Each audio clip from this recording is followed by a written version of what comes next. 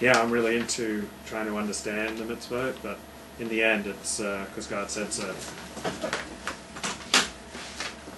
We're going to bring in a cooling breeze here, and whosoever is hungry, let them come in and eat from our Torah. Oh, so much I love in here. Chapter 13, verse 9. Don't be compassionate. I love that. Like when you find someone who says, let us go and worship, other gods. Don't listen to him. Your eye shall not take pity on him. You shall not be compassionate. That's right. Tachli sina senesim. David HaMelech says, King David said in Psalms, in Tehillim, with an ultimate hatred, I hate them. That here's something.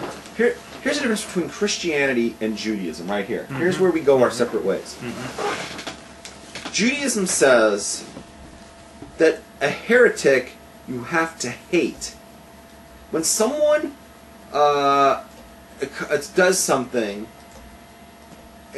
and perverts the Torah, when they become like an offshoot of Judaism, if you will, we're to hate them.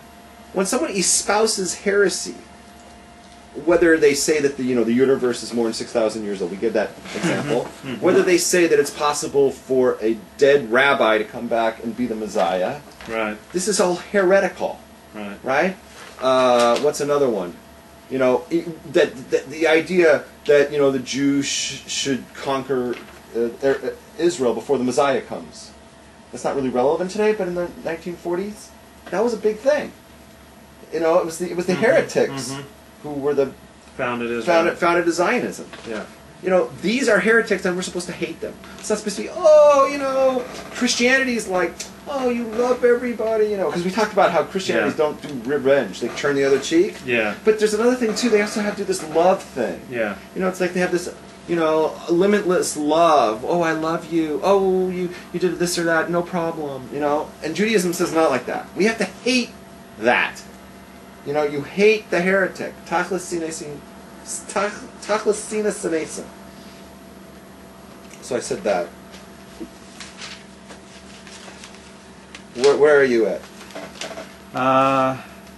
Chapter 15, verse 4, and compare chapter 15, verse 4 with chapter 15, verse 11. So in the English, verse 4 says, however, may there be no destitute among you. Rather, Hashem will surely bless you if you observe the commandments. And then verse 11 says, the destitute people will not cease to exist within the land.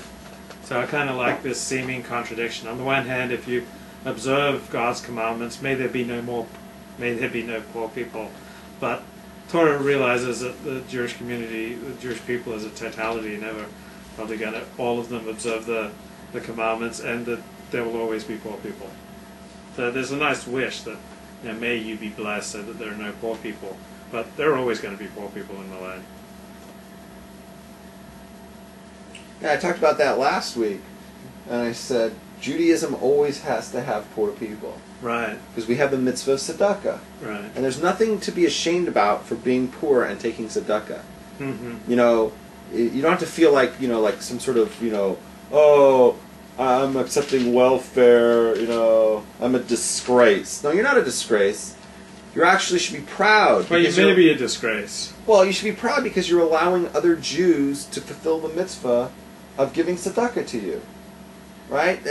You're proud. You're giving people a mitzvah. And if somebody gives to you and they're like, oh, I regret because this guy, he's a lousy guy, he's accepting tzedakah. No, that's just wrong. That goes against the Torah. You're supposed to give tzedakah and befriend the guy and be nice to him. You're not supposed to judge him. Mm-hmm.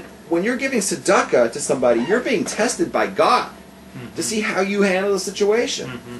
If you handle a situation like, oh, this guy's a piece of shit because he's taking tzedakah from me, ooh, who am I? You know what? You have a mitzvah to give that money. You have a requirement to give that money. And it's not for you to start judging this other guy that you're giving to. This other person is not for you to judge. Okay? Your job is to give the fucking money. God gave you $1 million. You're supposed to take at least 100,000 of it out of your pocket and give it to somebody. And it's not for you to judge that. That's not your job. Start doing that, God's going to pay attention to that because He sees everything.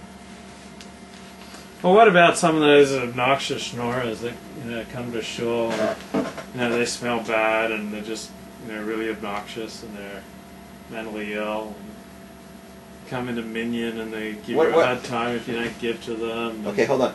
How do you know that one of them is not Eliyahu or Navi? Because they're shmendricks. Eliyahu and Navi is not going to come looking like I know, but these guys are obnoxious. They're just rude. It could be Eliyahu and Navi, Elijah the prophet, and he's coming to schnorrers. He's coming to to see how you handle him. He's going to come disheveled, I say don't give to people who ask you for money. Give to worthy Torah institutions, and their rabbis can direct tzedakah as they see fit. But some lowlife on the street got his hand out. If I come to you with my hand, you're not going to give me money. Well, I know you, so I'd help you. Really? Because I'm taking tzedakah right now. Okay, well, I'd help you because I know you. If I had money to I'll tell you like this: if everybody took your advice, I would starve to death. If If everybody gave to institutions rather than directly to people, unless you know them. If you know them, then give. But if they're just schnorrers and you have no idea if they're legit or not, there are plenty of legit people that you can give money to and help. And just the schnorrer on the street with his hand out, why not give to, Rabbi Rabs? Give to me. I think everybody should give to me. That's a good idea. I like that idea. Okay, next. Yeah, and the guys on the subway just no, unless you know them or unless there's some special circumstance. But if they're like threatening, basically that they're gonna do you harm. No, if somebody's already getting like obnoxious and violent, then I get out of here. Get out of there. Get out of there. Because maybe he's like done drugs or some shit. Right. I also don't like giving money to people who I believe are going to go drink with the money. Yeah. I gave a guy $5 one day, and then the next day he showed up and he was drinking. I was like, I just bought this guy a bottle of booze. I'm not giving him any more money. I'm not going to support his drinking habit. Like, we have a lot of homeless in Pico Robinson. I think much the reason is because we're so generous. Well, they have money here. We're so generous to them. I think if instead of giving them money, we spat on them, there'd be fewer. That's how you solve your poor problem. You get rid of we don't have any poor here because we drove them away. Well, I mean, we're subsidizing. They know to come to Pico Robinson because they can hit up, all the minyanim for money. And we have money. So we have we have far more homeless here than we would if we spat on them. Now, I've never spat on a homeless person, but I do believe that the more you subsidize something, the more you'll have of it. So, I believe in giving tzedakah, but I believe in also using your head, doing it wisely, doing a little investigation, or supporting those agencies or individuals who give tzedakah out wisely. So I'm more of a little more hard. Yeah, I know. You're a hardliner on a lot. Yeah. I'll tell you where you're the hardliner and I'm the soft. Yeah. I'll tell you where I'm the... Because most of the time, I go off on things. Most of the time you're the hardliner. I'm the hardliner. I'm just the liberal Jew by comparison. Yeah, I'd turn you into a secularist. But I'm like this hard line guy. But there's sometimes that you become the hard line guy. Yeah. It's like you want, when it comes to conversions, fuck them. If they don't have 2 jobs and they're not willing to wake up at 5:56 and get a cold shower, fuck them. And that's it. If they're not willing to take 2 jobs and break your teeth and all these other things, then we don't need them. We don't need you, right? You don't have a job, too fucking bad. You need a job. You need a degree, and and that's what you need, and that's how you become a Jew, okay? Now grow up and quit crying, quit whining. That's you when it comes to conversion. And even when it's with people who are Jewish, it doesn't matter how you got here. It's like, we don't need your kind here, and I'm going to spit in your general direction because you're piss poor. Fuck you. We don't need any more piss poor people in this fucking neighborhood, okay? Because this is a religion for the rich. God damn it, we're sick of the fucking poor.